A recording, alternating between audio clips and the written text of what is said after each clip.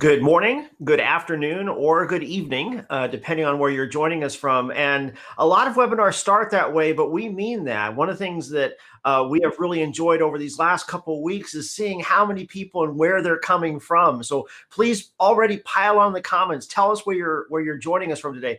Joining me today is my good friend and colleague, Dave Russell. We are two former analysts, now both VPs of strategy at Veeam.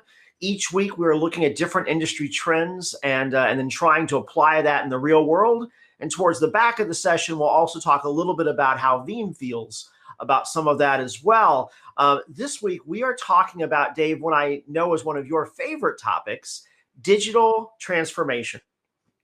Yeah. Thank you very much, Jason. And to echo Jason's comments, I love going through. We read through every comment and I love seeing all the different places where you guys are from. And maybe in part to kind of kick that off, thematically, the day today for me is about Rick and Morty, if you're familiar with that semi-inappropriate animated series. So this is my shirt, and this is what I spent $50 on, which is Rick and Morty dipping sauce from McDonald's, which is very difficult to come by, but McDonald's actually surprisingly reissued it for like a day, and people were making a run on them. So I'm going to break this in case of emergency. If this global situation that we're in really looks like it's going to get bad, I don't know what I'm going to dip in here, but something's going to get dipped in this lovely $50 container of hopefully good sauce.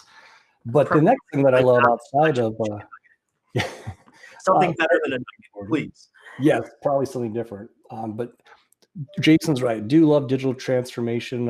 Love to hear what you guys are interested in, how you're keeping busy, what you're watching. But if we double click now on what digital transformation is, not to kind of bore you too much, but I just wanted to give you a couple definitions. I mean, we're generally IT people, we're data center people. We don't always think in terms of sort of bigger platitudes of business activities, but here are two very brief definitions of digital transformation, or DX, as it's sometimes known as in abbreviated form. So I'll just read this through because I know the text might be really small on the device you're viewing, but one version of this is digital transformation is the process of using digital technologies to create new or modify existing business processes, culture, and customer experiences to meet changing businesses and market requirements. This reimagining of business in the digital age is digital transformation. Here's a second one for you, and it's pretty similar. Digital transformation is the integration of digital technology into all areas of a business, fundamentally changing how you operate and deliver value to customers. There's also a cultural change that requires organizations to continually challenge the status quo, experiment, and get comfortable with failure. That's an interesting one for those of us that are used to no downtime. So to net it out, I just click the next bullet and say, really what is DX or digital transformation? It just all begins and ends with the customer. Anything you can do to help your business drive increased interaction, drive better value to customers. And, in the situation that we're all in today, now more than ever, I think that makes sense, Jason. Yeah, leave the screen up here for a second because I want to point folks to something that I thought was really interesting when I really started thinking about digital transformation. Look how many times it talks about words like business and process and operation, and contrast that with actually fewer times that it actually mentions technology. Right. I think there's something important in those definitions. So as much as Dave is a digital transformation guy, I am a business continuity disaster recovery guy. And one thing that always used to drive me nuts is when people use those two terms interchangeably. DR is IT centric.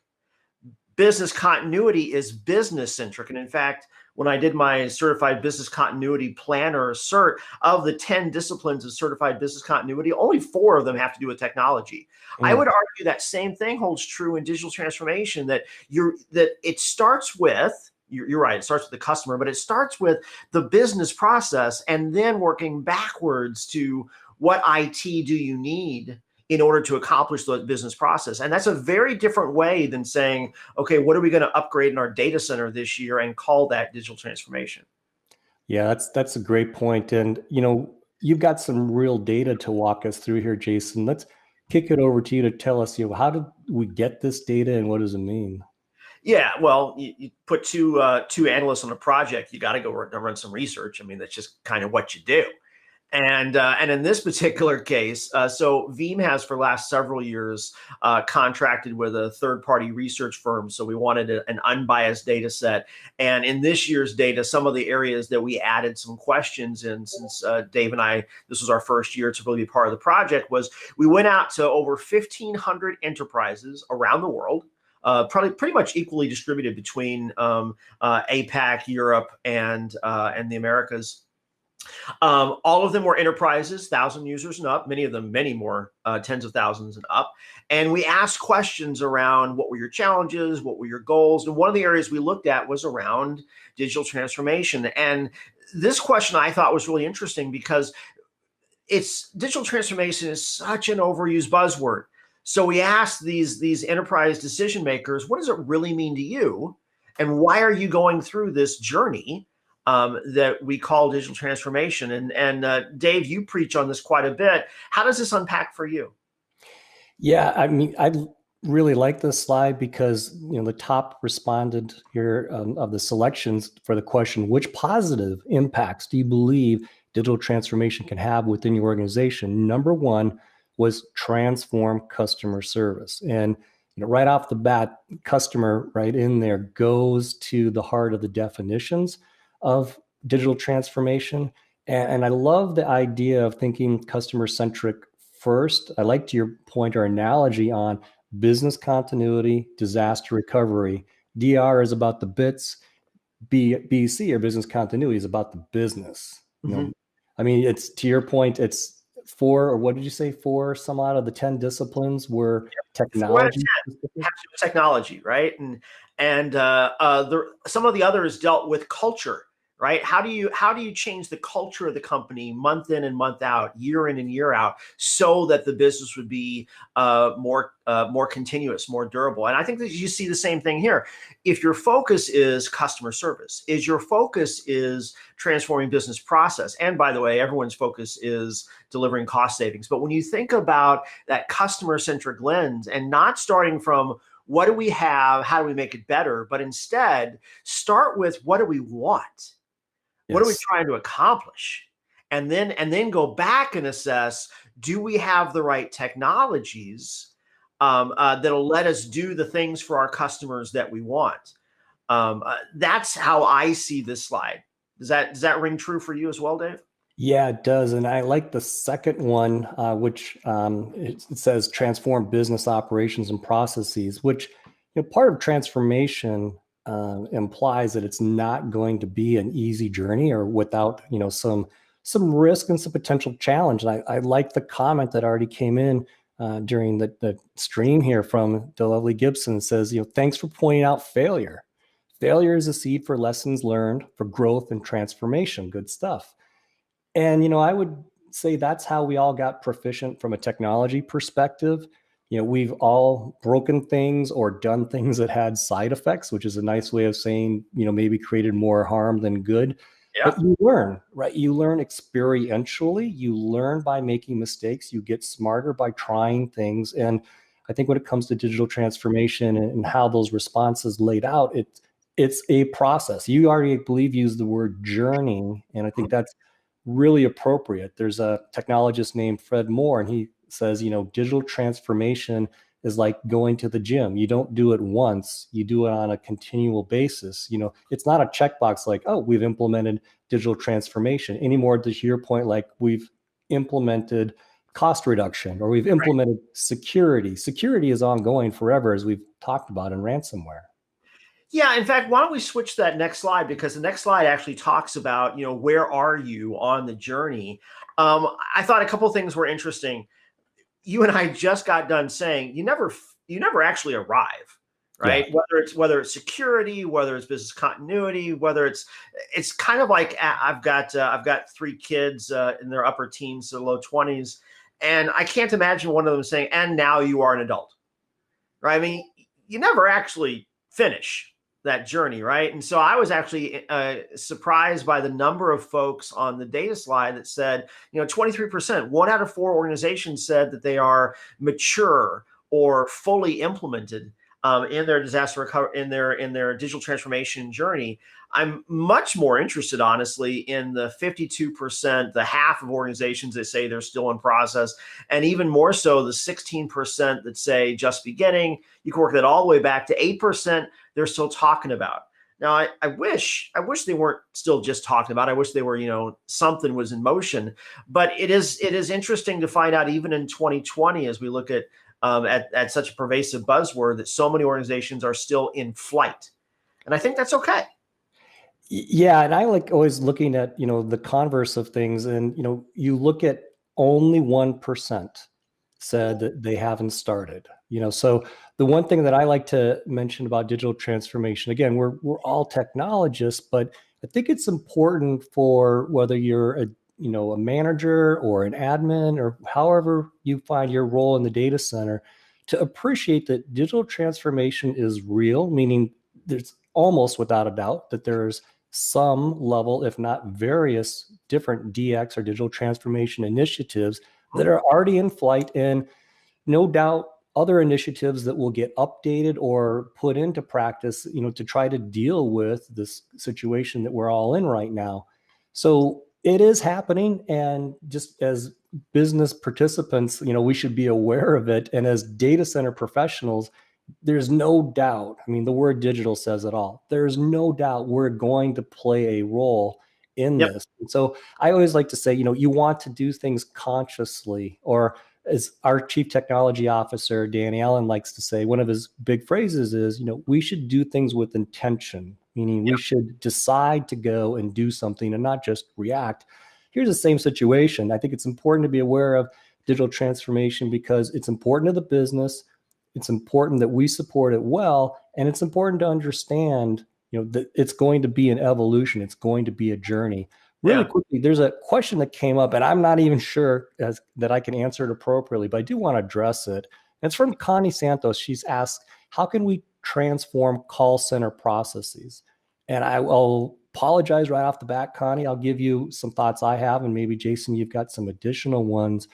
But I would say, even without knowing specifics of your call center, the key really is how you can respond to customers better, whatever better may be. It could be faster, it could be higher quality information, it could be time to resolution is shortened, but any metric. So those types of things were no doubt already in place in the call center. But from a digital transformation perspective, it could then be, well, we're going to get different kinds of systems. We're going to have faster technology for communication. We're going to have access to new information that we can not have to bounce someone from one call or specialist to another. Those types of things come to my mind. Jason, any thoughts? So anytime I look at a specific type of project, especially when it's something that's verticalized, the first thing I think about is think of all the levers that you could possibly pull. And typically they either are going to be evolutionary or revolutionary, right? And so looking through those can kind of give you some things that you can do on a short-term basis versus things that are longer pull. Evolutionary levers are, there are some things that you just want to do better. So for example, in a call center, there's that human interaction factor. And then there's what are the technologies that I would put in front of the pane of glass of the customer service representative? What can I do to evolve that? Whether it's graphical, whether it's workflow based, what can I do to can scripts? Those kinds of moments. That's evolutionary improvement.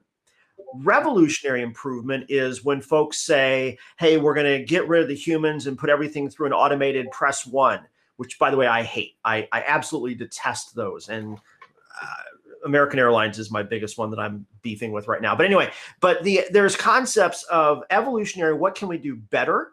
And then there's revolutionary, what new tools are out there that we could brainstorm on and really stretch for? As long as we're on that second part about revolutionary, so Sinchan also had a comment in the thread and gave the example that embracing cloud computing is one example of digital transformation. I want to twist that around a little bit. I would tell you, if if you're leveraging cloud computing because you're trying to improve what the infrastructure, which is aging out within the data center, I'd call that IT modernization. If you started with the purpose of, I want to improve my employee experience, I want to have them working from home, certainly in a COVID world, that's a big deal. How do I do that? Oh, okay, well, maybe I get the computing out of the data center because that's a bottleneck. Where would that go? Okay, it goes to the cloud. Either way, you end up with cloud as part of your IT strategy. But the difference is, did you do it from an IT-centric North Star? I think I call that IT modernization, or in another world, I call that disaster recovery. If you did it from a, how do I fix my business process, right? That'd be the business continuity side. That's the digital transformation North Star. So either way, cloud's there, but just be thinking about, did you do it for the business first? If so, that's how I start to think about it as anything in the digital transformation banner. Awesome. Let's look at the next result that we got. I think this is really interesting as well. This is sort of taking the negative, right? What's preventing you? And, in some regards, maybe not a surprise, meaning, these are pretty typical responses for every challenge. The first one's being lack of IT staff or skills or transformational expertise, and then dependency on legacy systems and technology, followed by money, followed by time. Although quite high on the list, Jason, is lack of senior management buy-in.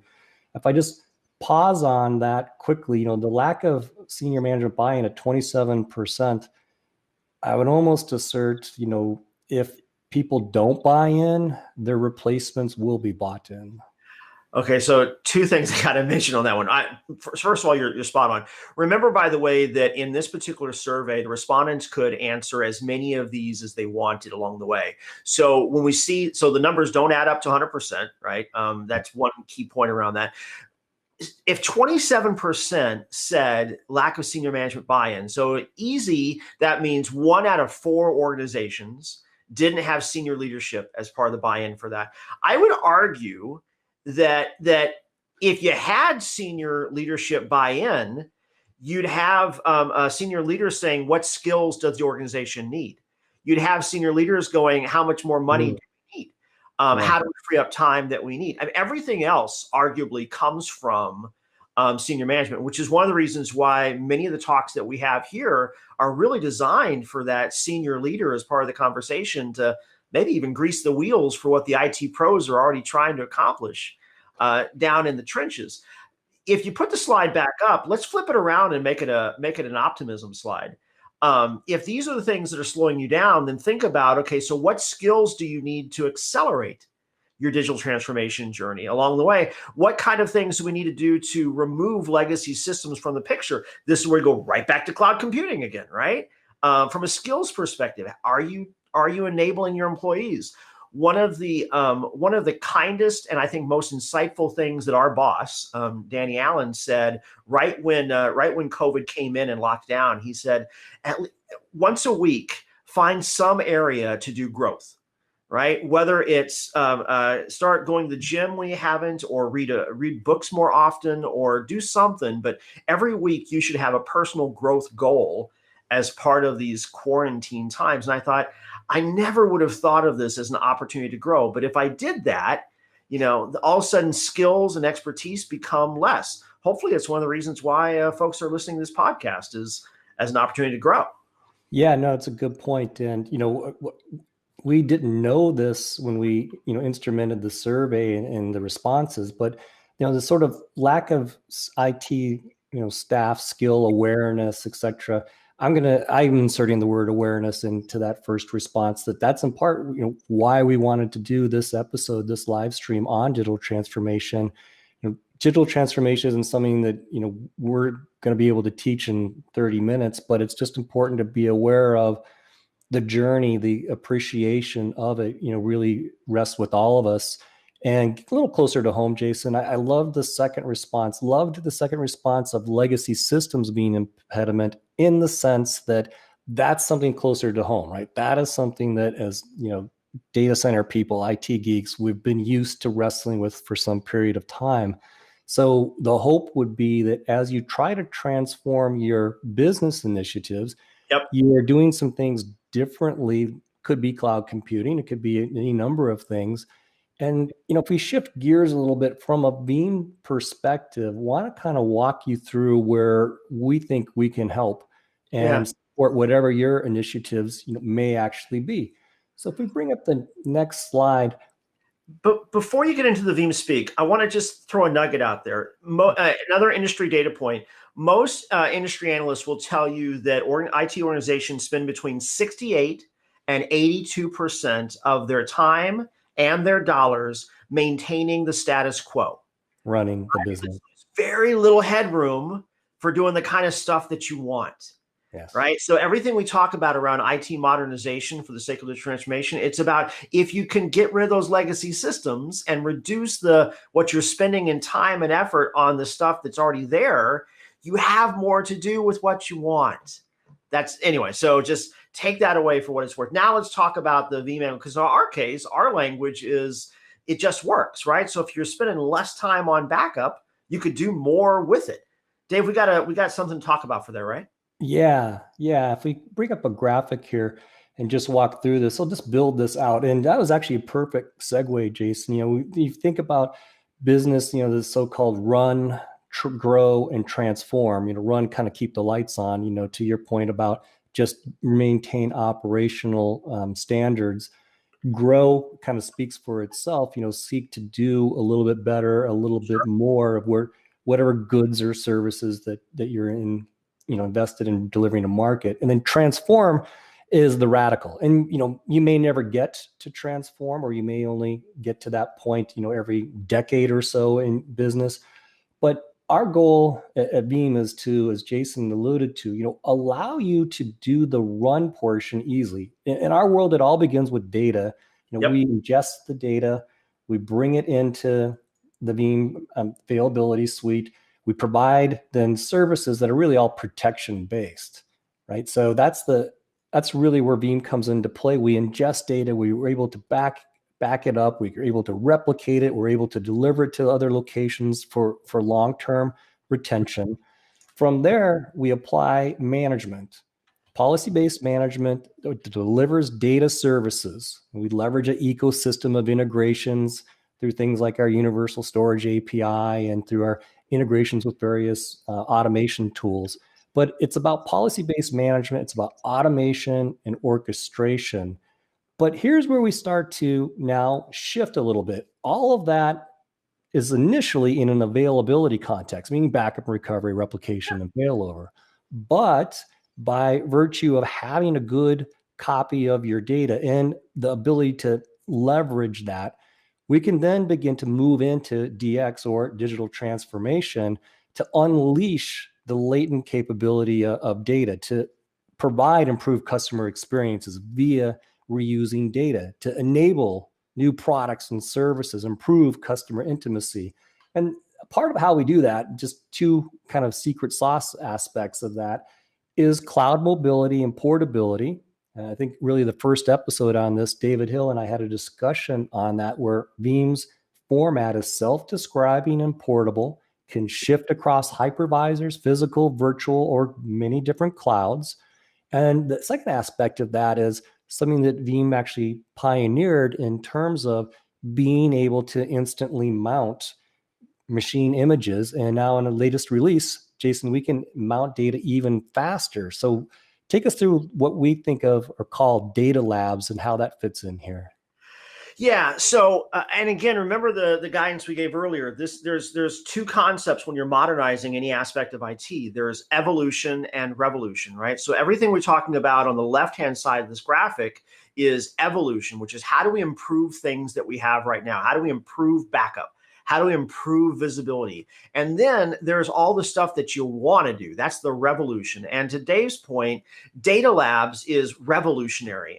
And the way that works basically is, for years, Dave and I used to watch backup products that said everything worked fine. And then when you tried to recover, nothing came back, right? So in many cases, backup software would just say, well, there's no error on the tape drive, so it must all be there. right? That's not the same as ensuring that you can recover data. So years ago, we started with this concept of, hey, every night we're going to go ahead and just, after the backup's done, we'll bring it online, we'll check it. Well, you can't just bring it online because it would affect the production environment. So we draw a sandbox around the edges, and now it's protected and we can play with it. Does the app start up? Are the files there? That's how you test it. We call that sure backup and sure replica. And what customers started telling us was, hey, do you have to delete that in the morning? Because there's some stuff we'd love to do with that second copy of data. And over time, we called it virtual labs and VVL. And so, but really how it's landed today is around data reuse and what we call data labs, which lets you spin up these complex multi-VM applications in this little box and or expose a single storage volume for whatever you want. But do you want to do DevOps? Do you want to test patches? Do you want to quarantine? All those wantas, right? Those are the revolutionary, aspirational things that would make your business process better. That's where Data Lab starts. And then we can continue that with the rest of the technologies we use for digital transformation. But that's how that kind of comes together. That's how you get revolutionary in your IT practice. Well said. Well, as we begin to wrap up, Jason, I want to give a shout out to our product strategy colleagues. This Thursday, they're going to have a next installment of their weekly get together. Really sharp people: David Hill, Anthony Spiteri, Melissa Palmer, and Michael Cade. And also I want to tee up VeeamON. Jason, why don't you take us through when VeeamON is going to be in 2020? Yeah, so I think we have a graphic for it. So June 17th and 18th, same experience now online. So I've gone to every VeeamON we've ever done. So this year can't be any different. You're going to see sessions from Dave and I. You'll see sessions from the strategy folks that Dave just mentioned. Truly some of the smartest humans I've ever had the honor to work beside, and a whole bunch of others. I think we've got 20 some odd breakouts in the first section, and then we got another 30 some behind it. It's a huge event. Last week we actually would have been in Vegas if it hadn't been for this whole COVID thing. So we're bringing you the same thing except for the alcoholic party. Everything else should be about the same. We are so looking forward to that time of connection and enablement and revolution. So well said. Well, thank you, everyone. Keep submitting your questions and stay safe, stay positive, and we'll see you on the next stream. Thank you. Bye.